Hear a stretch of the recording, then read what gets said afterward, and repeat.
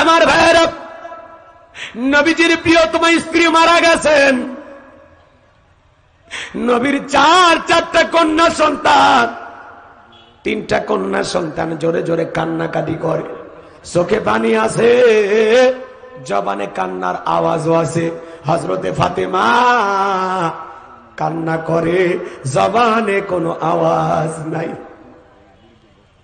আমার নবীর চোখেও পানি।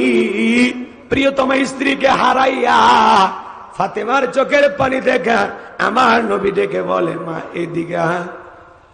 ফাতেমাকে ইশারা দিয়ে কাছে ডাকলেন। ডাকার পরে জিজ্ঞাসা করেন, মা আমার 3টা মেয়ে কান্নাকাটি করে, ওদের কান্নার আওয়াজ শোনা যায়, তুমি কান্না করছো মা, তোমার কণ্ঠে কোনো আওয়াজ নাই। ভালো কোরআন থেকে যদি আলোচনা করি আপনাদের কোনো সমস্যা আছে? বলে তো বাজান, এই কোরআনের মধ্যে কোনো ভেজাল আছে? কোনো মিথ্যা আছে? কোনো ধোঁকা আছে? থাকবে কি করে? কিতাবটি নাজিল করেছেন কে? আল্লাহ রাব্বুল আলামিন বলেন, যালিকাল কিতাবুল লা রাইবা ফি, এটি এমন একটি কিতাব, সেই কিতাবের মধ্যে কোনো সন্দেহ নাই, কোনো সংশয় নাই, কোনো মিথ্যা নাই, কোনো ধোঁকা নাই। There is no doubt. বলুন আল্লাহু আকবার। হুদাল লিল মুত্তাকিন, মুত্তাকি বান্দাদের জন্য গাইডলাইন হিসাবে, পথ প্রদর্শক হিসাবে আসমান থেকে কিতাবটি নাজিল করেছেন কে? সেই কিতাবের আলোচনা শুনে লাভ না লস? লাভটাকে আমার আল্লাহ জানায় দিলেন, ওয়াইদা কুরিয়াল কুরআনু ফাসতামিউ লাহু ওয়া আনসিতু লাআল্লাকুম তুরহামুন। সূরা আরাফ আয়াত নাম্বার 204। আমার আল্লাহ রাব্বুল আলামিন জানায় দিলেন, তোমাদের সামনে যখন কোরআন পাঠ করা হয়, কোরআনের আলোচনা করা হয়, চুপ করে কান লাগিয়ে মনোযোগ সহকারে কোরআনের কথাগুলো শ্রবণ করো। যারা চুপচাপ কোরআনুল কারীমের কথাগুলো শ্রবণ করবে, আমার আল্লাহ রাব্বুল আলামিন আসমান থেকে তাদের উপরে আল্লাহর রহমত বৃষ্টির মতো নাজিল করবেন। বলুন সুবহানাল্লাহ। এই জায়গায় আল্লাহর রহমত নাজিল হইতেছে, এই বিশ্বাস আপনাদের দিলে আছে না নাই? সম্মানিত ভাইরা আমার, এদিক সেদিক যাবার কোন সুযোগ নাই, ডাইরেক্ট আলোচনা। আল্লাহ তাআলা কি বলেন একটু মনোযোগ দিয়ে শুনবেন। আল্লাযীনা ইযা যুকিরাল্লাহু ওয়াজিলাত কুলুবুহুম, আল্লাহ তাআলা দিকে বলেন যারা আমার ঈমানদার বান্দা। জোরে বলেন, কি বান্দা? আচ্ছা, আমরা সবাই ঈমানদার নাকি সন্দেহ আছে বলেন তো? তাহলে আজকের আলোচনা আপনাদের জন্য, যারা ঈমানদার তাদেরকে আল্লাহ ডেকে বলেন, আল্লাযীনা ইযা যুকিরাল্লাহু ওয়াজিলাত কুলুবুহুম। আমার আল্লাহ ডেকে বলেন যারা ঈমানদার, তাদের সামনে যখন আমি রবের নাম উচ্চারণ করা হয়, ভয়ে তাদের অন্তরাত্মা কেঁপে ওঠে। সুবহানাল্লাহ বলবেন না? ঈমানদারের অন্তরে যদি আল্লাহর ভয় থাকে, আর তার সামনে যখন কার নাম? আল্লাহর নাম, রবের নাম উচ্চারণ করা হয়, রবের নামটা শোনার পর ঈমানদারের অন্তরটা রবের ভয়ে, আল্লাহর ভয়ে কেঁপে ওঠে। সুবহানাল্লাহ বলেন। ইন্নামাল মুমিনুনা আল্লাযীনা ইযা যুকিরাল্লাহু ওয়াজিলাত কুলুবুহুম। সূরা আনফালে আল্লাহ তাআলা জানায়া দিলেন, নিশ্চয়ই যারা আমার মুমিন বান্দা, তাদের সামনে যখন আমি রবের নাম উচ্চারণ করা হয়, ভয়ে তাদের অন্তরাত্মা কেঁপে ওঠে। কার ভয়? আর জোরে বলেন, কার ভয়? একটু মনোযোগ দিয়ে শুনেন। প্রথমের পয়েন্টটা হলো ভয়। কার ভয়? রবের ভয়। আল্লাহু আকবার বলেন। আল্লাযীনা ইযা যুকিরাল্লাহু ওয়াজিলাত কুলুবুহুম, যারা ঈমানদার তাদের সামনে যখন আমি রবের নাম উচ্চারণ করা হয়, ভয়ে তাদের অন্তরাত্মা কেঁপে ওঠে। যার অন্তরে আল্লাহর ভয় আছে, বলেন তো তারে কি পিটাইয়াও গুনাহ করানো সম্ভব? ভালো করে বুঝবেন, কথার পয়েন্টটা মনে রাখেন। আমি যে কথাটা আপনাকে উদ্দেশ্য করে বলতেছি, এমন ভাবে কথাটা উপস্থাপন করব, আপনার দিলের ভিতরে যদি অন্তরের ভিতরে ভাইরাস আর মরিচা না থাকে, তাহলে বুঝবেন যে না, আমাকে এইভাবে চলা উচিত। কথা কি বুঝতে পারছেন? একটু মনোযোগ দেন। আমার আল্লাহ বলেন, আল্লাযীনা ইযা যুকিরাল্লাহু ওয়াজিলাত কুলুবুহুম, যারা ঈমানদার তাদের সামনে যখন আমি রবের নাম উচ্চারণ করা হয়, ভয়ে তাদের অন্তরাত্মা কেঁপে ওঠে। কেমন ভয়? যার অন্তরে আল্লাহর ভয় আছে। ভালো করে বুঝবেন, গভীর মনোযোগ দিয়ে শুনবেন। ইয়া আইয়ুহাল্লাযীনা আমানুত্তাকুল্লাহ, হে ঈমানদারগণ, আমি আল্লাহকে ভয় করো। হাক্কা তুকাতিহি, ভয় করার মতো ভয় করো। যার অন্তরে আল্লাহর ভয় আছে সে কোনোদিন সুদ খাইতে পারে না, ঘুষ খাইতে পারে না, জিনা করতে পারে না, মিথ্যা বলতে পারে না, গীবত করতে পারে না, অহংকার করতে পারে না, খাদ্যে ভেজাল দিতে পারে না, ওজনে কম দিতে পারে না, দুধে পানি মিশাইতে পারে না, জমিরাল ঠেলতে পারে না, গান শুনতে পারে না, অশ্লীল কথা বলতে পারে না, মা বাবাকে কষ্ট দিতে পারে না, বিবির হক নষ্ট করবে না, সন্তানদের সাথে খারাপ ব্যবহার করবে না, প্রতিবেশীর হক নষ্ট করবে না, আত্মীয় স্বজনের হক নষ্ট করবে না, রাষ্ট্রের হক নষ্ট করবে না, জনগণকে কষ্ট দেবে না। এইভাবে হাজার হাজার বলা যায়, কিন্তু অত সময় আছে? একটু মনোযোগ দেন। আল্লাযীনা ইযা যুকিরাল্লাহু ওয়াজিলাত কুলুবুহুম, যাদের অন্তরে আল্লাহর ভয় আছে, রবের নাম উচ্চারণ করার সঙ্গে সঙ্গে যাদের অন্তরে, এদিক খেয়াল করেন, রবের নাম উচ্চারণ করার সঙ্গে সঙ্গে যাদের অন্তরটা আল্লাহর ভয়ে কেঁপে ওঠে, এই মানুষগুলো কখনো গুনাহ করতে পারে? মাথায় টুপি, মুখে দাড়ি, এমনও আছে আল্লাহওয়ালা সরকারি অফিস আদালতে বসে আছে, এখানে লেখা আছে আমার অফিস ঘুষ মুক্ত, দুর্নীতি মুক্ত। কথা কয় না কেন? লেখা থাকে না ভাই? কি কর, লেখা থাকে না? আমরা তো ওই যে সাইনবোর্ডটা লাগাইছে ওর মধ্যে তো ঘুষের দুর্গন্ধ পায়, কারণ ওইটার মধ্যে দুর্নীতি কইছে, ওইটা ছাপাইতে যে বাজেট হয়েছে ওখানেও মাইরে ফেলছে। কথা কয় না কে? ওই যে লেখা আছে আমার অফিস দুর্নীতি মুক্ত, ঘুষ মুক্ত, ওই যে সাইনবোর্ডটা লাগাইছে ওখানেও দুর্নীতির গন্ধ পাওয়া যায়। কথা কন ঠিক কি না? সমাজে এরকম আছে না নাই? ভাই একটু হক কথা বলা লাগবে, মন খারাপ যেন করেন না, ঠিক আছে তো? বিরক্ত হবেন না তো ইনশাআল্লাহ? যাদের অন্তরে আল্লাহর ভয় আছে, সরকারি কর্মকর্তা অফিসে বসে আছে, আহারে টাকা ফাইল ছাড়া নিচতলা থেকে উপরতলা যায় না, এমন অফিস এই দেশে না থাকলে ভারতে আছে না? নেই? কথা কর না কে ভাই?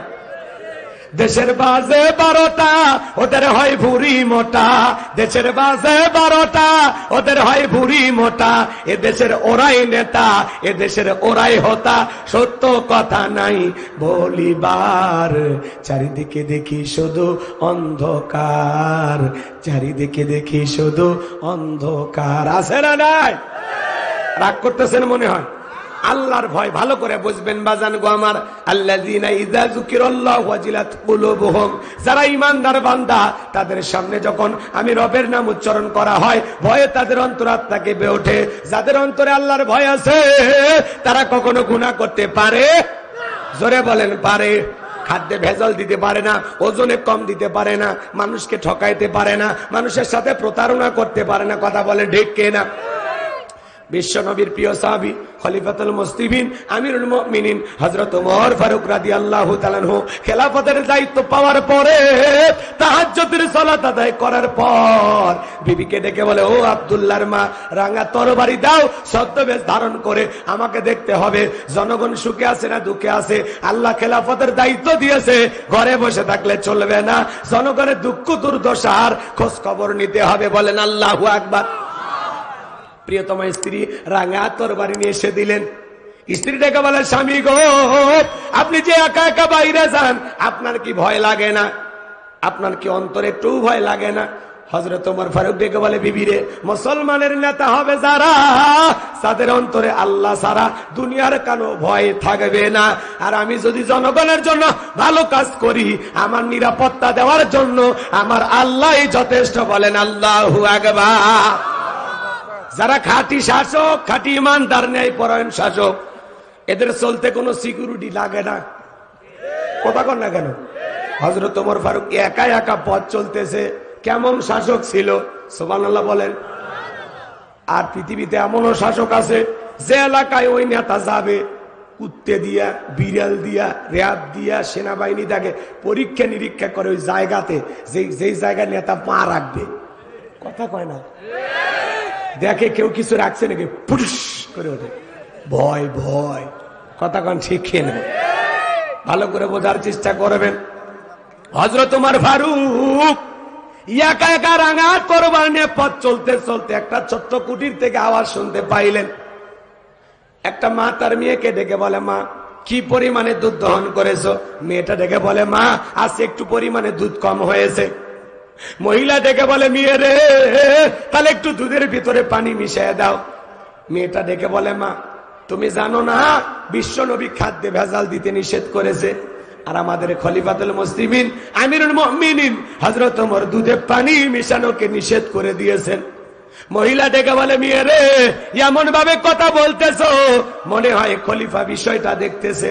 মেয়েটা ডেকে বলে মা খলিফার চোখকে ফাঁকি দিতে পারো, কিন্তু তোমার আমার মালিক খলিফার মালিক আল্লাহর কুদরতি, চোখকে ফাঁকি দেওয়া সম্ভব নয়।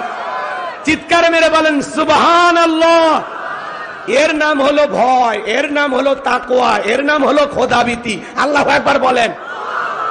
এইটা যদি তাকওয়ার আয়না যদি একবার অন্তরে বসাইতে পারেন, ওই আয়নার মধ্যে সমস্ত অপরাধ ধরা পড়বে। ভালো করে বুঝবেন, একটু মনোযোগ দিয়ে শোনেন বাজান গো আমার। হযরত ওমর ফারুক এই মেয়েটার আচরণে মুগ্ধ হইয়া বাড়িতে চলে গেলেন। যা বলে ও আব্দুল্লাহর মা, ছেলের বউ পাওয়া গেছে, বিয়ে করাইবা নাকি? সুবহানাল্লাহ কোন বলেন তো বাজান। হযরত ওমর ফারুক রাষ্ট্রের খলিফা, এই মেয়েটাকে ছেলের বউ বানাইতে চায় কি দেইকা? তাকওয়া দেইকা, খোদাভীতি দেইকা, আল্লাহর ভয় দেখে। কথা কোন ঠিক কিনা? যে মেয়েটা রাতে রাতে দুধে পানি মিশায় না, কার ভয়ে? আরো জোরে বলেন। এমন পুত্রবধূ ঘরে আনা দরকার আছে না নাই? তাহলে হযরত ওমর ফারুক তাকওয়া দেইকা, আল্লাহর ভয় দেখে পুত্রবধূ চয়েস করে।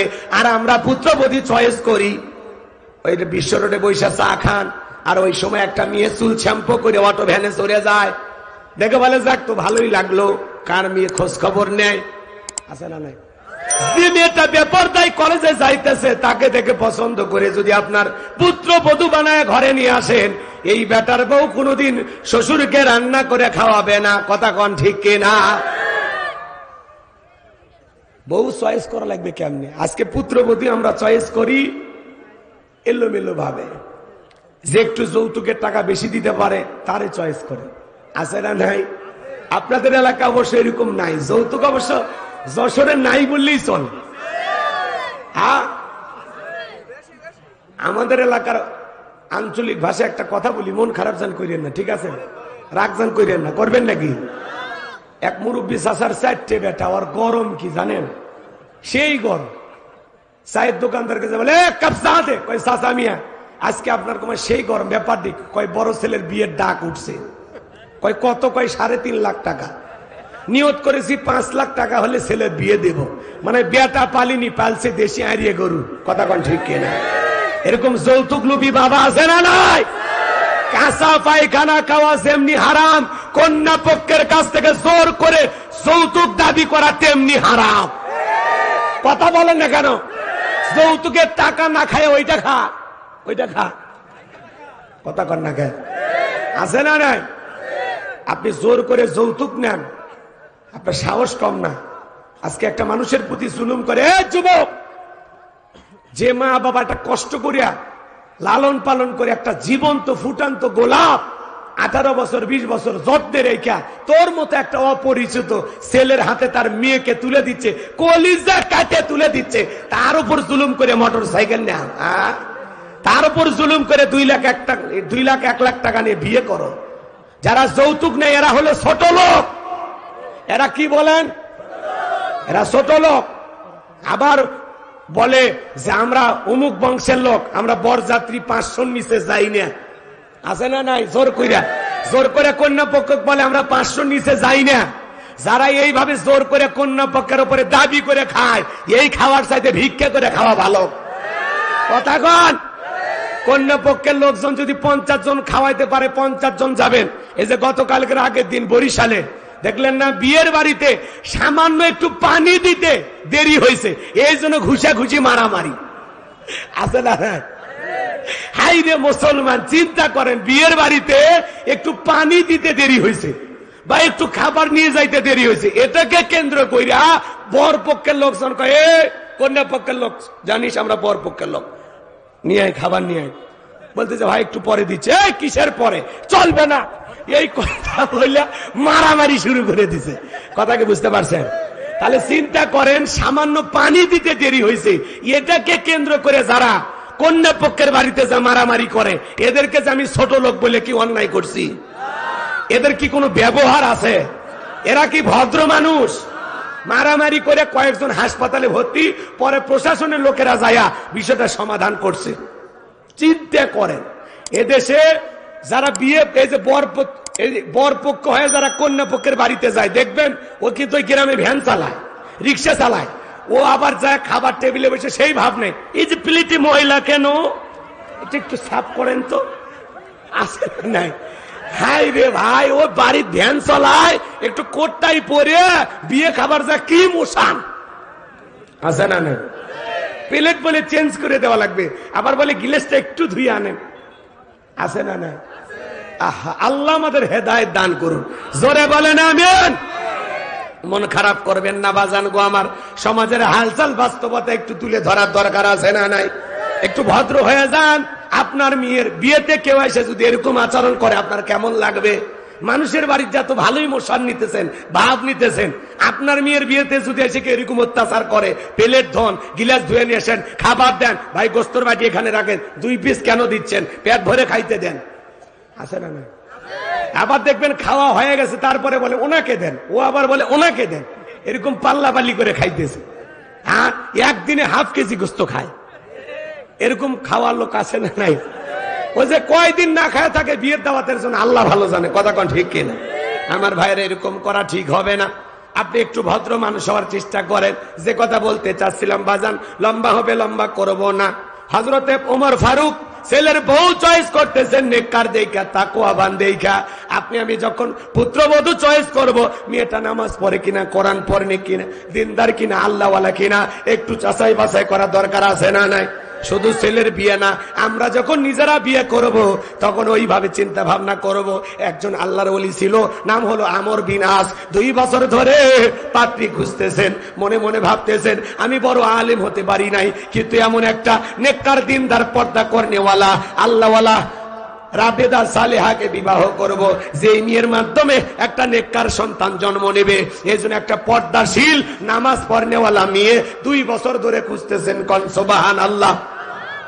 আমর বিন আস একদিন আসরের নামাজ পড়ার পরে তার এক বন্ধুর সাথে দেখা হয়ে গেল। দেখা বলে, দোস্তকে বিয়ে করেছো? বলে না, এখনো বিয়ে করতে পারি নাই, 2 বছর ধরে পাত্রী খুঁজতেছি, মনের মতো মেয়ে খুঁজে পাইতেছি না। দেখা বলে, বন্ধুরে, এই গ্রামে একটা মেয়ে আছে, যেই মেয়েটা জন্মের পরে মা বাবা সারা দুনিয়ার কাউকে দেখে নাই। তাই নাকি? বলে হ্যাঁ। বলে মেয়েটা কোরআন পড়ে, পর্দা করে, নামাজ পড়ে, অত্যন্ত নেককার আল্লাহওয়ালা। তাই নাকি? বলে হ্যাঁ। এইবার বাজান গো আমার তত্ত্ব নেওয়া হলো, আসলে সব কথাই মিলে গেল, আসলে মেয়েটা নেককার দিনদার। এইবার আমর বিন আস আল্লাহর ওলি এই মেয়েটাকে বিবাহ করলেন। বলেন সুবহানাল্লাহ। বিয়ে করার পরে আল্লাহর ওলি আমর বিন আস এইবার যখন বাসর ঘরে প্রবেশ করবে, তাকায়া দেখে তার প্রিয়তমা স্ত্রী বাসর ঘরে আমার আল্লাহকে সিজদা দেয়। বাসর ঘরে বউ কি করে? নামাজ পড়ে। সুবহানাল্লাহ কর। এখনকার মুসলমানের বাসর ঘরে নামাজ আছে? নামাজ আছে? এখন আছে মালা বদল, সিনেমার শুটিং, কথা কয় না। আপনাদের এলাকার বিয়ের ভিডিও হয় না? হ্যাঁ, আমি অবাক হয়ে যাই ভাই। গরু ছাগল জবাই করে তার ভিডিও, ওখানে ভিডিও হইতেছে। গোস্ত কিভাবে পাকানি রান্না করে তার ভিডিও, ছেলেরে কিভাবে গোসল করা দিচ্ছে তারও ভিডিও আছে না? না। ভাবিরা জোর করে ছেলেরে গোসল করায় দেয়। আমার বিয়ের সময় আমার ভাবিরা বলতেছে, হুজুর গোসল করায় দেওয়া লাগবে। আমি কি কোষ, তোরা যদি আমার শরীরে হাত দিস আমার মাথা ঠিক থাকবি, সরে যা, আমার গোসল আমি করবো। কথা কন ঠিক কেনা? কেন মেয়ে মানুষ তো গোসল করে দেয়। তুমি কি প্রতিবন্ধী? এই ছেলে, তুমি বিয়ে করবার যাচ্ছ, তুমি প্রতিবন্ধী যে মহিলা গোসল করে দেওয়া লাগবে? কথা কয় না ভাই, রাগ করতেছেন আপনারা। কথাগুলো শুনতে খারাপ লাগতে কিছু, এটা বাস্তবতা। একই কোন আপনারা, কথা ঠিক আছে না? নাই। এই ছেলে, তুমি বিয়ে করতে যাচ্ছ, গোসল করা দিচ্ছে অন্য মহিলারা, ব্যাপারটা কি? তোর মতলব কি? আবার দেখবেন যে মহিলারা গোসল করা দেয়, ভাবি চাচি, ভাবি দাদিরা, এরা গোসল টোসল করাইয়া লঙ্গি দেয় না, লঙ্গি অ্যাটাক করে রাখে। কেন? ওই যে গোসল করার যে একটা আলাদা একটা বিল আসছে, ছেলে টাকা দেয় তারপরে লুঙ্গি দেয়। আমি তো চিন্তা করি সামনে যে পৌষ মাস আর মাঘ মাস চলে গেল, এরকম শীতের সময় যদি কোনো ছেলেকে লুঙ্গি দিতে 2 ঘন্টা দেরি করে, ওর বিয়ে করে বাসর ঘরে যাওয়া লাগবে না, হাসপাতালে ভর্তি হওয়া লাগবে। কথা কোন ঠিক না? এই জন্য যুবক তোমাদেরকে অনুরোধের ভাষায় বলে যায়, দেখবেন গোসল করা ভিডিও, আবার হলুদ পাটির ভিডিও আছে না নাই? কথা কন না কেন? এই যে মা বোনদেরকে আপনারা হলুদ রঙের শাড়ি পরাইয়া টমটম ভাড়া করে দেন, অটো ভাড়া করে দেন, আলম সাধু ভাড়া করে বলেন যান ছেলের বাড়িতে হলুদ দিয়ে আসেন, বলেন তো কোন হুজুর কইছে জায়েজ? কোন হুজুর? এই যে আনুষ্ঠানিকতা, এটা কি জায়েজ? কথা কন না আপনার? এই যুবতী মেয়েগুলো সেজে গুজে ছেলের বাড়িতে গেছে হলুদ দিতে, আবার ছেলে মদন ও একটু সাদা গেঞ্জি পরে একটা লুঙ্গি পরে গামছা দিয়ে ফল ফুট সব নিয়ে দোকান খুলে বসে আছে। কথা কয় লাগে? এখন যে সমস্ত মহিলারা হলুদ দিতে গেছে, ওরা বলে যে প্লেট আছে একটা ফাঁকা প্লেট, ফকির তো ওই ফাঁকা প্লেটে 500 টাকা 1000 টাকা দেয়, আর বলে দুলে ভাই আমি কিন্তু ওই যে পিঙ্কির সাথে বিয়ে হচ্ছে, ওর কিন্তু মামা তো বোন। কথা কয় না কে? এই কথা বলে প্লেটে খাবার দিয়া, ভালো করে বলছেন, ওই প্লেটে ওই ফকিরের 500 টাকা 1000 টাকা দিয়া ওখান থেকে পাইসটা বলে দুলে ভাই হা করে। দুলে ভাই হা করছে, ও তো জীবনে খাইনি, পাঙ্গাস মাছের মতো হা করছে। এই মেয়ে আবার হেব্বি সে আনা, দুলে ভাইয়ের মুখে না দিয়া 10 বুঝেন তো, হ্যাঁ নিজের মুখে দিছে, দুলে ভাইকে 10 দিছে, দুলে ভাইকে খাওয়াইতে পারে না, মানে দুলে ভাইয়ের মুখে না দিয়ে নিজের মুখে দিছে। বুঝতে পারছেন তো? রেখে বলে দুলে ভাই হা করেন, এই কথা দুলে ভাই হা করছে, ও আবার নিজের মুখে দিয়ে খায় বলতেছে দুলে ভাই আপনারা ঠকাইলাম। তখন দুলে ভাই বলে আজকে ঠকা, সুযোগ পাইলে তোরেও ঠকাবো। কথা কন ঠিক না? এরকম আছে না নাই? এই কথা বলে এই যুবতী মেয়েরা ওই ছেলেটার গাল নেড়ে নেড়ে হলুদ দেয়, আছে না নাই? শোনেন, হলুদ দেওয়া জায়েজ আছে, একটু মনোযোগ দেন। বিশ্ব নবীর কাছে একজন সাহাবী হাজির হয়ে গেলেন, নবীজি চেহারার মধ্যে তাকায় দেখে একটু হলুদ লাগানো। সুবহানাল্লাহ কোন? আমার নবী ডেকে বলে গতকালকে তোমার মনে বিয়ে হয়েছে তাই না? বলে হ্যাঁ হুজুর। তো হলুদ লাগাইছে কে তোমারে? বলে হুজুর আমার স্ত্রী। সুবহানাল্লাহ। নবীজি তখন মুচকি হাসলেন আর সুবহানাল্লাহ বলেন। তার মানে কি ওই সাহাবীর গায়ে তার স্ত্রী হলুদ লাগায় দিয়েছে, আপনার স্ত্রী যদি আপনার গায়ে হলুদ লাগায় দেয় এটা জায়েজ। কথা কয় না? কিন্তু যুবতী শালী আপনারে হলুদ লাগাবে, নিঃসন্দেহে এটি হারাম, এটি জায়েজ হতে পারে। এই জন্য হলুদ মাখানের যদি এত ইচ্ছা থাকে, বাসর ঘরে 2 বাটি হলুদ আগেই পিষে ঘুষে রেডি করেন, বাসর ঘরে কিচ্ছু করার দরকার নাই, হলুদ মেখে সারা রাত কেটে যায়। কথা কয় না কে? রাগ করছেন আপনারা? যুবক তোদের পরিবর্তন হতে হবে। অনুরোধ করে বলি বাবা, বিয়ে করবি কর, এগুলো হলুদ উৎসব, মেহেদি উৎসব, রং তামাশা, গীত গান বাজনা, এরকম বক্স নিয়ে এসে ডিক ডিক আওয়াজ দেয়া, এগুলো মাটি কাঁপানো, এগুলো গান বাজনা বন্ধ করো। আল্লাহ যুবকদের হেদায়েত দান করেন, জোরে বলেন আমিন। আর বিয়েতে ভিডিও করা বন্ধ করো। কথা কয় না? কিসের ভিডিও করো তুমি? পাগলা ছেলে, মানুষ খাইতেছে গোস্ত এরকম চাপাইতেছে, তারও ভিডিও। মানুষ খাইতে দেখে ভিডিও করে, কথা বলো। রাগ করছেন আপনারা? আপনারাই বলেন, সবাই খাচ্ছে সেখানে যে ভিডিও কি দরকার? হ্যাঁ, বাসর করে আবার মালা বদলের ভিডিও, ক্যামেরাম্যান আবার বলে ভাই একটু ইসমাইল হাসি, ভাবিকে একটু চেপে ধরেন, লোকজনের সামনে ধরতেছে। কত বড় মানে মাতাল হয়ে গেছে, ওর মানে পিনিক উঠছে পিড়িতে। কথা কন ঠিক কিনা? মানুষের সামনে বক্স চাপে ধরতেছে, মালা দিতেছে, হাসি তামাশা করতেছে, মনে হয় ছোটখাটো সিনেমার শুটিং চলতেছে। এরকম আছে না? না, মুসলিম যুবক যুবতী এরকম অসভ্য বেহাপানা করতে পারে না। তোর চোখে কি লাজ লজ্জা নাই? একটু শরম নাই? বেটা ছেলে, আল্লাহ যুবকদের হেদায়েত দান করুন। আরো আসতে কোন আমি আমর বিন আজ তাকা দেখে বাসর করে তার প্রিয়তমা স্ত্রী নামাজ আদায় করে, এমন দৃশ্য দেখার পরে মনটা ভইরা গেছে। বিবি যখন নামাজ আদায় করা শেষ হয়ে গেল, দেখেন বাসর করে নামাজ, সুবহানাল্লাহ বলেন, নতুন জীবন শুরু করতেছেন, 2 রাকাত নফল নামাজ পড়ে শুরু করেন, আল্লাহর কাছে দোয়ার মাধ্যমে শুরু করেন। কথা বলেন ঠিক কিনা? গান বাজনা কি লাফালাফি নাচানাচি এগুলো থেকে আল্লাহ যুব সমাজকে হেদায়েত দান করেন, জোরে বলেন আমিন। এইবার আমর বিনাশ, বাসর ঘরে প্রবেশ করার পর স্বামী স্ত্রীর মধ্যে সালাম আদান প্রদান হয়ে গেল। এইবার প্রিয়তম স্ত্রীর মুখের ঘোমটা তোলার পর এক নজর তাকায়া মনের ভিতরে কষ্ট নিয়ে বাসর ঘর থেকে বের হয়ে আসলেন। প্রিয়তম স্ত্রী মনে মনে ভাবে, আমি তো স্বামীকে কিছুই বললাম না, কেন আমার স্বামী ঘর থেকে বের হয়ে গেল, বিষয়টা আমি বুঝতে পারলাম না। ভালো করে বুঝবেন। এইবার মেয়েটা এক পা দুপা করে ঘরের দুয়ারে এসে তাকায় দেখে স্বামী বাড়ির বাহিরে বারান্দাতে দাঁড়িয়ে আছে। ডেকে বলে, স্বামী, জীবনে কোনোদিন কোনো পুরুষ আমাকে স্পর্শ করে নাই, আমি কোনো পুরুষের চেহারাও দেখি নাই, আপনি আমার জীবনের প্রথম পুরুষ। শুনেছি আপনি আল্লাহর অনেক বড় ওলি, যদি আজকে আপনি আমার হক না আদায় করেন, কঠিন কিয়ামতের ময়দানে আমি আল্লাহর দরবারে আপনাকে আসামি বানাবো। আল্লাহর ওলির অন্তরে ভয়। বাসর ঘরে প্রবেশ করলেন, বিবির সাথে ভালোবাসা বিনিময় হয়ে গেল। এইবার ভালোবাসা বিনিময় করার পর পরের দিন সকালবেলা উঠে চলে গেল। এক নয়, দুই নয়, 25টা বছর অতিবাহিত হয়ে গেল, আর বিবির কাছে আসে না, বইয়ের খবর নেয় না। 25 বছর পরে তাদের দাম্পত্য জীবনের কি ঘটনা ঘটে আপনারা কি একটু শুনবেন? 25 বছর কেন স্ত্রীর কাছে আসলেন না, 25 বছর পরে কিভাবে পরিচয় হয় আপনারা কি একটু শুনবেন? কারা কারা একটু হাত তোলেন তো দেখি, লিল্লাহে তাকবীর। তাহলে হযরত ওমর ফারুকের কথা মনে আছে না নাই? ছেলের বউকে চয়েস করতেছেন তাকওয়া দেইকা। এজন্য বাজার গো আমার, তাকওয়া মানে অন্তরে আল্লাহর ভয়। যার অন্তরে আল্লাহর ভয় আছে, যে নেককার দিনদার নামাজি, এমন মেয়ে যদি ছেলের বউ হয় আপনার ঘরে আসে, যে মেয়ে মুখ দিয়ে কোরআন তিলাওয়াত করে, মাথা নত করে আল্লাহকে সিজদা দেয়, পর্দা করে বাহিরে যায়, এমন পুত্রবধূ কোনোদিন শ্বশুরকে গালিগালাজ দেবে না। কথা বলেন ঠিক কিনা?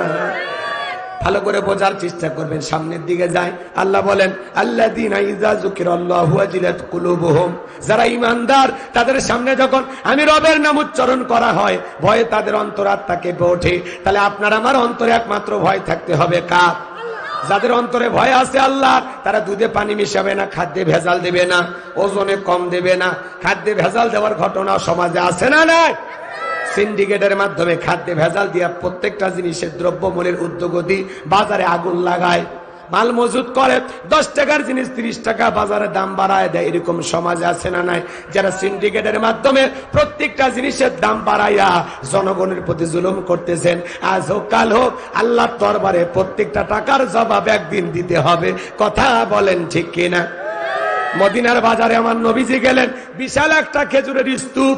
আমার নবী খেজুরের স্তূপের ভিতরে হাত ঢুকিয়ে দিলেন, ভিতর থেকে কিছু খেজুর বের করলেন, তাকায় দেখেন খেজুরগুলো ভিজা।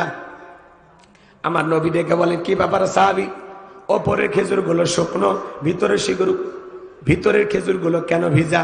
ডেকে বলেন, হুজুর, আজকে একটু পানি হয়েছে মদিনার আকাশে, এই জন্য একটু খেজুরগুলো ভিজে গেছে। আমার নবী ডেকে বলে, সাহাবী, এমন কথা বলবা না, আজকে মদিনাতে কোনো বৃষ্টি হয় নাই। মনে রাখবা, এরকম প্রতারণা করা যাবে না। মান গাশা ফালাইসা মিন্নি, যে আমার উম্মতের সাথে প্রতারণা করে, আমার উম্মতকে ধোঁকা দেয়, সে আমার দলভুক্ত হতে পারবে না। এজন্য বাজার গো আমার, খাদ্যে ভেজাল দেওয়া যাবে না, ওজনে কম দেওয়া যাবে না। বিশেষ করে মাছের ব্যবসা যারা করে, গোছের ব্যবসা যারা করে, অনেক ক্ষেত্রে একটু ওজনে কম বেশি দেয়, এমন আছে না নাই? আবার যারা দেখবেন বাড়িতে বাড়িতে চাল ডাল ক্রয় করে, এরা নেওয়ার সময় বেশি নেয়, দেওয়ার সময় কম দেয়, আছে না নাই? এজন্য বাজান গো আমার, আল্লাহর ভয় যাদের অন্তরে আছে, এরা সুদ খাইতে পারবে না, ঘুষ খাইতে পারবে না, জিনা করতে পারবে না, জমিরাল চলতে পারবে না, খাদ্যে ভেজাল দিতে পারবে না, ওজনে কম দিতে পারবে না। আল্লাহর ভয়ে সকল গুনাহ থেকে কারা কারা নিজেকে বাঁচিয়ে রাখবেন? 2 হাত তুলে আল্লাহকে দেখান। আল্লাহর ভয়ে আজ থেকে আমরা শপথ গ্রহণ করব, কোন গুনাহ করব না। কোন গুনাহের কাজ করার আগে নিজেকে বলবে, তুমি যা করো সব কে দেখতেছে? হ্যাঁ, এই চিন্তা যদি সামনে থাকে, তাহলে আপনি গুনাহ করতে পারবেন না, যে আমি যা করতেছি সব আমার আল্লাহ দেখতেছে। কথা বলে ঠিক কিনা? এবার 2 নাম্বার, আমার আল্লাহ রাব্বুল আলামিন বলেন, ওয়াস-সাবিরিনা আলা মা আসাবাহুম। আল্লাহু আকবার।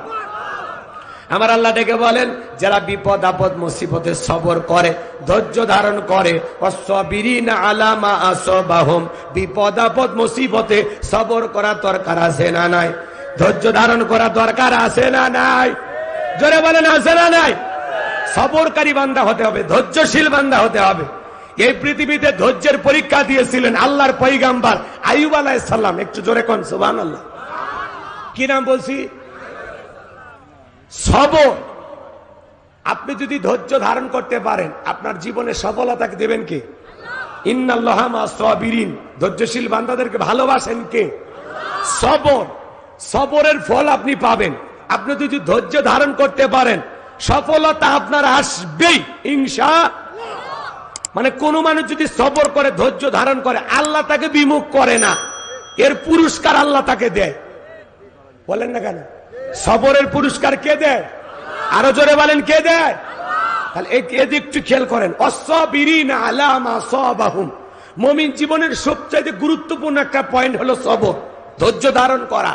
কথা বলেন না কেন? একটু মনোযোগ দিবেন, এদিকে খেয়াল করেন। আল্লাহর পয়গাম্বর আইয়ুব আলাইহিস সালাম কতটা সবরকারী এবং ধৈর্যশীল পয়গাম্বর ছিলেন, একটু খেয়াল করেন।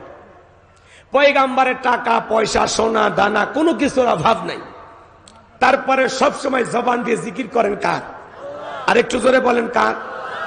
শয়তান একদিন আল্লাহ তাআলাকে ডেকে বলেন, আল্লাহ, আইয়ুব আলাইহিস সালামের সবকিছু আছে, তার টাকা পয়সা ধন দৌলত ক্ষেত খামার কোনো কিছুর অভাব নাই, বিবি সন্তান, এই জন্য বসে বসে আপনার জিকির করে।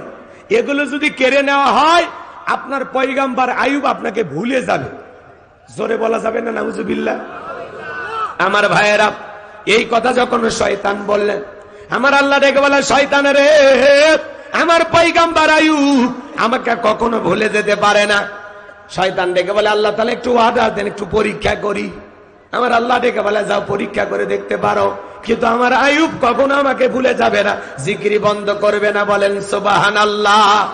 এইবার পাজান গো, আমার আল্লাহর পয়গম্বর আইয়ুব আলাইহিস সালামের ফসলের মাঠে যত ফসল ছিল, সব ফসল নষ্ট করিয়া মানুষের সুরত নিয়া শয়তান যায় বলে, ও পয়গম্বর, তোমার ফসলের জমিতে যত ফসল ছিল সব ফসল নষ্ট হয়ে গেছে, একটু ফসল নাই।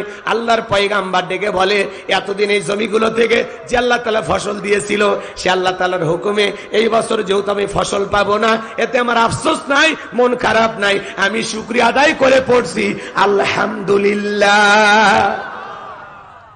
ফসল নষ্ট হয়ে গেছে, তারপরে কি বলে? কথা কয় না। আর আপনি আমি জমির ধান পাইকে গেছে, বোঝেন তো? ভাষা বোঝেন নাকি? আমার ভাষা বোঝেন না?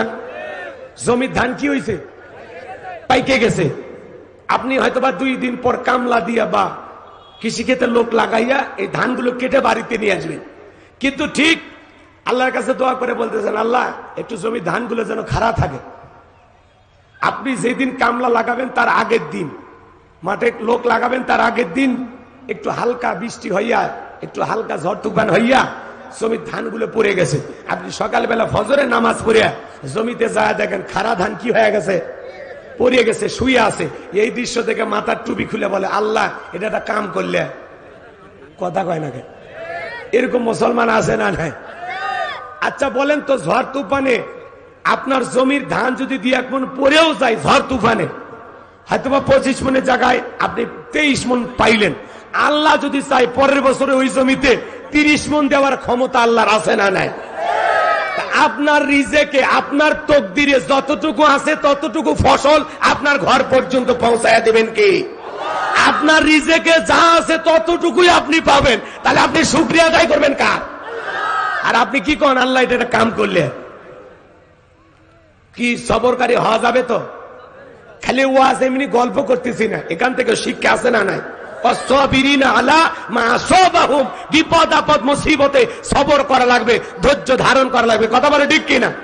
তাহলে ফসলের জমির যদি একটু 19-20 হয়ে যায়, তারপরেও কি আলহামদুলিল্লাহ, আল্লাহ আমার রিজেকে যা আছে আমি তাই পাবো। কথা কন ঠিক কিনা? এরপরে শোনেন,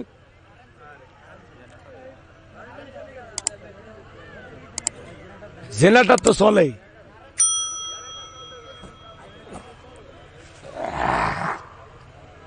গরম পানি খাবেন না?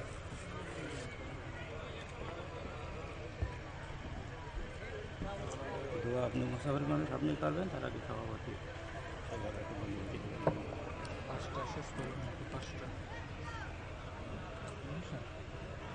সময় কম তো বাড়ানো আছে।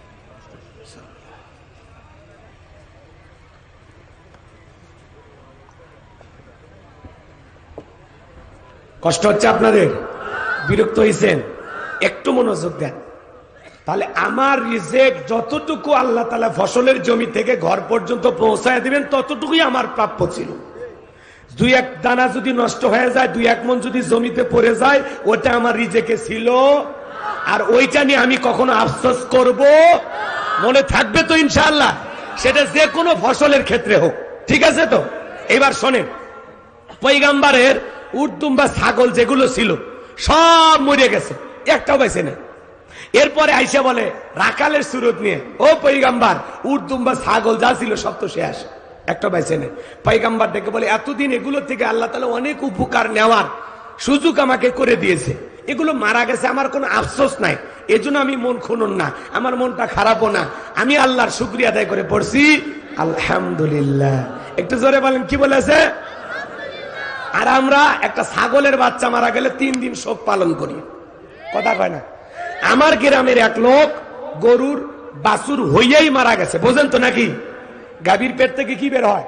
বাছুর। ওই বাছুরটা হইয়া কি হয়েছে? মারা গেছে। চাচা লঙ্গি কোন জায়গা তুলে দৌড়াচ্ছে আমি আর ওটা বললাম না, আপনারা বুঝে নেন, কথা বুঝছেন?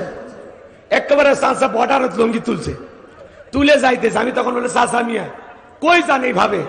তখন বলতেছে, সেই কথা বলিস না বাবা, আল্লাহর চোখ নেই। জোরে কর নাউজুবিল্লাহ, আর একটু জোরে কর নাউজুবিল্লাহ। আমি তখন বলে, চাচা মিয়া ঘটনা কি হয়েছে খুলে কন তো। তখন বলতেছে, আমার গাভীর বাছুর হয়েই মারা গেছে। তখন আমি বললাম, চাচা আমি এই যে ছোট একটা বিপদ দিয়ে আল্লাহ বড় বড় বিপদ থেকে আপনাদেরকে আল্লাহ তাআলা হেফাজত করতেছেন। এই যে একটু বাছুর মারা যায়, মুরগি মারা যায়, একটা ছাগল মারা যায়, এগুলোর দ্বারা আল্লাহ তাআলা পরীক্ষা নেন, কথা কয় না? আল্লাহ কি নেয়? পরীক্ষা নেই। আপনি এত হতাশ হয়েছেন কয় আল্লাহ বাছুর না মারে আমাকে মারলো না কে? তখন আমি বললাম, চাচা মিয়া বাছুর মারাতে যে খেপা খেপছেন, আপনারে মারলে তো আজরাইলের নামে থানায় মামলা দিতেন, কথা কয় না কেন? এরকম সমাজে আছে না নাই? বাজান গো, এরপরে আল্লাহর পয়গাম্বারের সন্তান যারা ছিল মারা গেল। এইবার এসে খবর দেওয়া হলো, ও পয়গাম্বার, তোমার সন্তান যারা ছিল মারা গেছে, বেঁচে নাই। আল্লাহর পয়গাম্বার ডেকে বলে, এতদিন এই সন্তানগুলো আমার ছিল, আল্লাহ তাআলা আমার সন্তানগুলোকে আমার কাছে রেখে দিয়েছিলেন, তাদের সমস্যা হয়েছে, এতে আমি আফসোস করব না, মন খারাপ করব না, আমি আল্লাহর শুকরিয়া আদায় করে পড়তেছি আলহামদুলিল্লাহ। জীবন মৃত্যুর মালিক আল্লাহ, আল্লাহ দিয়েছিল, আল্লাহ নিয়ে গেছে, এতে আমার আফসোস করার কিছুই নাই, কথা বলেন ঠিক কিনা? জীবন মৃত্যুর মালিক কে? আমাদের অনেকেরই বাচ্চা কাচ্চা থাকে, সন্তান জন্ম নিয়ে মারা যায়, আমরা হা হুতাশ করি, আছে না নাই? অনেক মা বোনেরা বিলাপ করে কান্নাকাটি করে বলে, আল্লাহ দিলু তেলিলু কে, আছে না নাই? আছে। কারণ মা বাবা যদি মারা যায়, অনেক মা বোন আছে বিলাপ করে কান্নাকাটি করে, আছে না নাই? মারা গেছে মনে করেন জিগর কাছে বাজার, এখান থেকে অটো ভ্যানে চড়ে যাচ্ছে আর মানে এমন কায়দায় কান্নাকাটি করতেছে, পুরো রাস্তার মানুষ জানতেছে যে কেউ একজন মরছে, কথা কয় না ভাই? রাগ করতেছেন? দেখবেন মা বাবা, এদিক খেয়াল করেন, অনেকের মা বাবা মারা যায়, আমাদেরও মা বাবা একদিন মারা যাবে, দেখবেন মহিলারা বিলাপ করে কান্নাকাটি করে, বাবা সেদিনই আমার বাড়ি গেছিল, নানান ভাবে কান্নাকাটি করে, আমার হাতের পিঠা খাইয়া বলে কি যে মজা হইছে রে, আমার বাবা কোনদিন এই কথা বলবে না, আছে না? না, বাবা আমাকে একটা নতুন খাট কিনে দিতে চাইছিল রে, বড় ভাই বলে কান্দিস না, আব্বা মরছে, কি আছে, আমি খাট কিনে দেব, কান্দেও আবার বান্দেও, কথা কয় না কে? আছে না নাই? এভাবে বিলাপ করে কান্নাকাটি করা জায়েজ নাই। শোনেন, বিশ্ব নবীর প্রিয়তমা স্ত্রী আম্মা জান খাদিজাতুল কুবরা রাদিয়াল্লাহু তাআলা আনহা মারা গেছে, একটু শোনেন আমার ভাইরা, নবীজির প্রিয়তমা স্ত্রী মারা গেছেন, নবীর চারটা কন্যা সন্তান, 3টা কন্যা সন্তান জোরে জোরে কান্নাকাটি করে, চোখে পানি আছে, জবানে কান্নার আওয়াজও আছে। হযরতে ফাতেমা কান্না করে, জবানে কোনো আওয়াজ নাই। আমার নবীর চোখেও পানি, প্রিয়তমা স্ত্রীকে হারাইয়া ফাতেমার চোখের পানি দেখা আমার নবী ডেকে বলে মা এদিকে। ফাতেমাকে ইশারা দিয়ে কাছে ডাকলেন। ডাকার পরে জিজ্ঞাসা করেন মা আমার 3টা মেয়ে কান্নাকাটি করে, ওদের কান্নার আওয়াজ শোনা যায়, তুমি কান্না করছো মা, তোমার কণ্ঠে কোনো আওয়াজ নাই। ভালো করে বুঝবেন, হযরতে ফাতেমা কান্নাকাটি করে, জবানে কোনো আওয়াজ নাই। মা বোন যারা বৈশা বৈশা আলোচনা শুনতেছেন, মা আপনার মা মারা যাক, বাবা মারা যাক, আত্মীয় স্বজন যেই মারা যাক, স্বামী মারা যাক, আপনি কান্না করবেন ফাতেমার মতো, চোখে পানি বের হবে, জবান দিয়া কোনো অহিতুক আওয়াজ বের হবে না। কথা বলেন ঠিক কিনা? কি খায়া মরছে, কোন দিন আসছিল বাড়ির বেড়াবা, এগুলো ঘটনা কইরা অনেক মহিলা দেখবেন কান্নাকাটি করতে করতে কাপড় কোন দিক যায় তাও টের পায় না। হাজার হাজার মানুষ এসে বেপরদায় ওরে দেখে, কথা কয় না, ও পাগলি খালি কান দিলে হবে। রাগ করতেছে, মন খারাপ করেছে। বিশ্ব নবী ডেকে বলে মা ফাতেমা, তোমার মা খাদিজা ইন্তিকালের পূর্বে আমার কাছে বলে গেছি আমার 4টা কন্যা সন্তান আছে, আমার 4 মেয়ের মধ্যে ফাতেমা যেন আমার গোসল করাইয়া দেয়। সুবহানাল্লাহ বলে। আমার অন্য কোন মেয়ে যেন আমার গোসল করাইয়া দেয়, আমার ফাতেমা যেন আমাকে গোসল করাইয়া দেয়। ও মা, তোমার মা মারা গেছে, যাও যাও তুমি তোমার মায়ের জন্য গোসল করাইয়া দাও। হযরতে ফাতেমা আম্মা জান খাদিজাতুল কুবরা রাদিয়াল্লাহু তাআলা আনহাকে গোসল করাইয়া দিলেন। আম্মা জান খাদিজা ইন্তিকালের পূর্বে কবরের ভয়ে আমার নবীকে ডেকে বলেন, নবী দীর্ঘদিন আপনার সংসার করলাম, হঠাৎ করে না জানি কোন দিন বিদায় হবে, কোন দিন আমি মারা যাই নবী জানি না। আমি আপনার কাছে কয়েকটা জিনিস চাইব নবী গো। আমার ইন্তিকালের পরে 1 নাম্বার আপনার একটা জুব্বা আছে নবী গো, ও নবী এই জুব্বাটা দিয়া আমার কাপড়ের কাপড় বানায়া দেবেন। ও নবী 2 নাম্বার দাবি, আপনি নিজে জানাজার ইমামতি করবেন, আমার কবর একটু গড়াগড়ি দিবেন। 3 নাম্বার দাবি গো নবী, যতক্ষণ পর্যন্ত কবরের সলজব না হবে ততক্ষণ পর্যন্ত আপনি আমার কবর থেকে সরে আসবেন না। হযরত খাদিজাতুল কুবরা রাদিয়াল্লাহু তাআলা আনহা কেমন ভাগ্যবতী রমণী, যেই নারীটাকে আসমানের মালিক আল্লাহ সালাম দিয়েছিলেন। সুবহানাল্লাহ বল। সে আম্মা জান খাদিজা কবরে যাওয়ার সময় বড় ভয় করে। মা বোন যারা আলোচনা শুনতেছেন মা একটু মনোযোগ দিয়ে শোনেন যে কথা বলতে চাচ্ছিলাম। আম্মা জান খাদিজার ইন্তিকাল হয়ে গেল, নবীজির কাছে যা যা চেয়েছিলেন আমার নবী ডেকে বলে মা ফাতিমা, আমার এই জুব্বাটা তোমার মাকে গোসল করায়া দাও, দাও পড়াইয়া দাও। হযরতে ফাতেমা আম্মা জান খাদিজাতুল কুবরা রাদিয়াল্লাহু তাআলা আনহার গোসল করাইয়া দিলেন। নবীজির জুব্বা শরীরে কাপনের কাপড় বানায়া পড়াইয়া দিলেন। আমার নবীজি নিজে জানাজার ইমামতি করলেন, কবরের ভিতরে ঘোরাঘুরি করলেন। লাশটা কবরে রাখার পর আম্মা জান খাদিজাতুল কুবরাকে কবরে রাখার পর কবরে মাটি দেওয়া হলো। সাহাবা ইকরাম একে একে চলে যায়, ডেকে বলে নবী আপনি কি যাবেন না?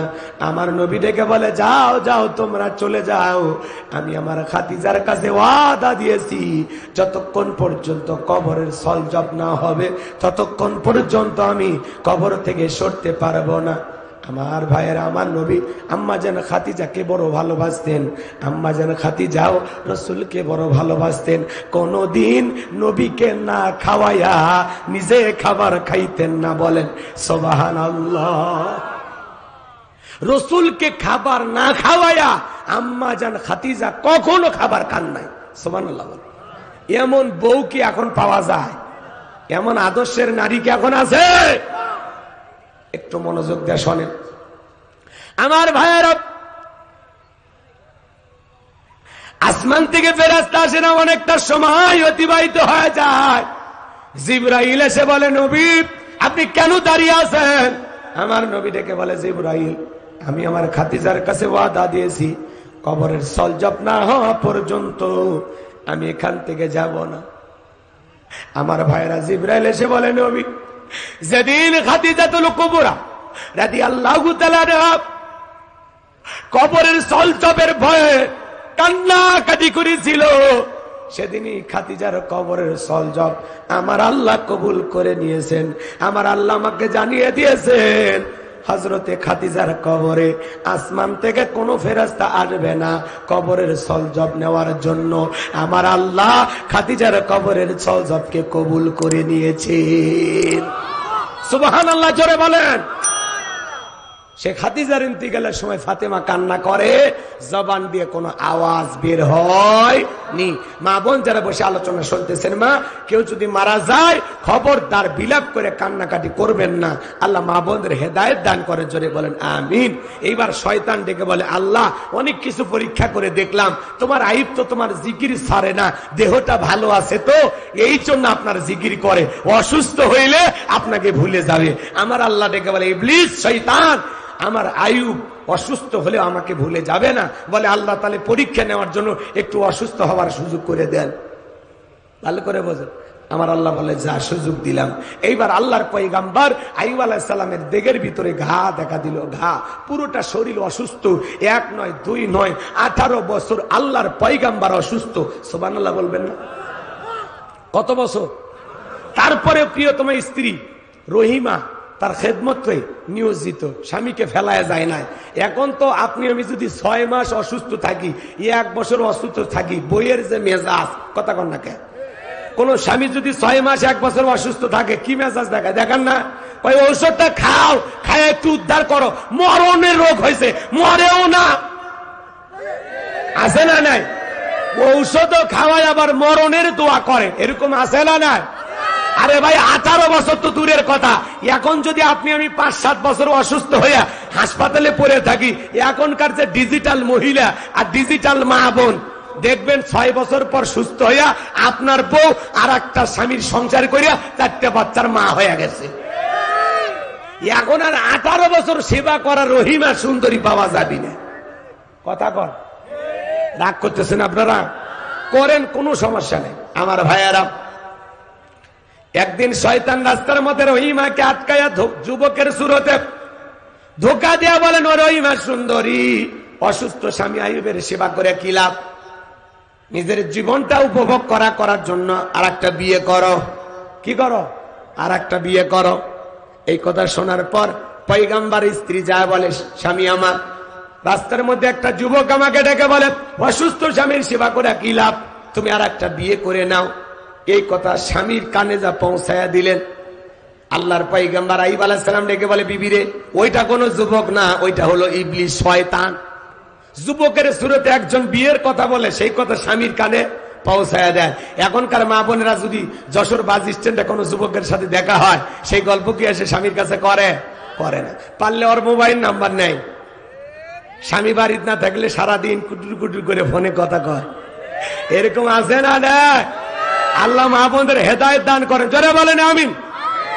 আমার ভাইয়েরা, আল্লাহর পয়গম্বর আইয়ুব আলাইহিস সালাম অসুস্থ, 18টা বছর ধরে অসুস্থ, পয়গম্বরের পুরোটা দেহের ভিতরে ঘা। এরপরে পয়গম্বর আল্লাহর জিকির বন্ধ করেন।